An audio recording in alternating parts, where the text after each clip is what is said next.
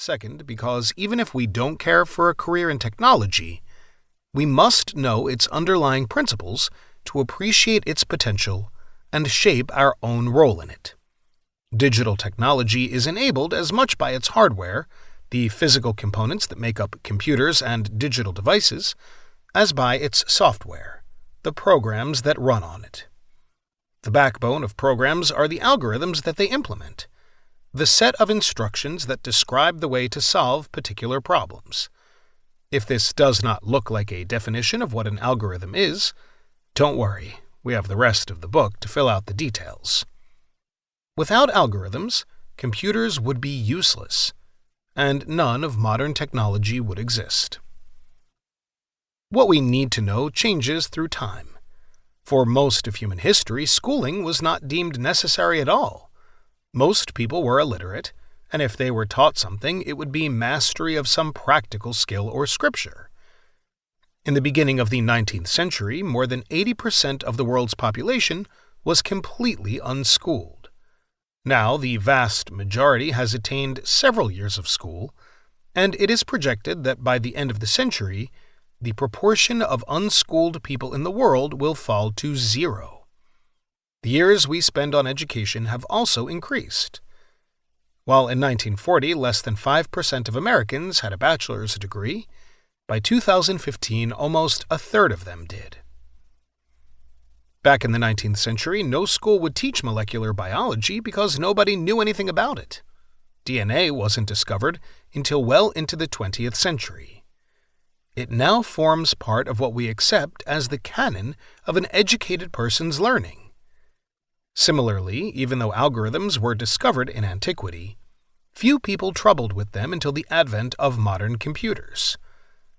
The author firmly believes that we have reached a point where algorithms are inside the core of what we consider to be essential knowledge. Unless we know what they are and how they work, we cannot understand what they can do, how they affect us, what to expect from them, what their limits are, and what they require in order to work. In a society that increasingly functions thanks to algorithms, it behooves us as informed citizens to be knowledgeable about them. It is also possible that learning algorithms helps us in another way. If learning mathematics introduces us to a way of rigorous reasoning, a familiarity with algorithms introduces us to a new way of algorithmic thinking, a way of reasoning to solve problems in a practical way so that efficient implementations of algorithms as programs can run fast in computers. The focus on designing processes that are practical and efficient can be a useful mental tool, even if we are not professional programmers. This book aims to introduce algorithms to a non-specialist audience in a way that the listener will understand how they really work. Its purpose is not to describe the effects of algorithms in our lives. There are other books that do a great job of depicting how improved processing of big data, artificial intelligence, and the weaving of computing devices into the fabric of our everyday lives may change the human condition. Here, we are not interested in what may happen, but rather the how this can happen.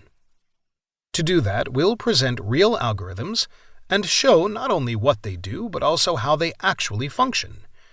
Instead of hand-waving, we'll provide detailed explanations. To the question, what are algorithms? The answer is surprisingly simple. They are particular ways to solve our problems. These ways to solve our problems can be described in easy steps so that computers can execute them with amazing speed and efficiency. Yet there is nothing magical about these solutions. The fact that they comprise simple elementary steps means that there is no reason why they should be beyond the grasp of most people. Indeed, the book does not assume knowledge of material beyond that commonly taught in high schools. Some mathematics does appear in the following pages because you cannot talk seriously about algorithms without some notation. Any concepts that are commonplace in algorithms, but are not that common outside computer science, are explained in the text. The late physicist Stephen Hawking wrote in the introduction of his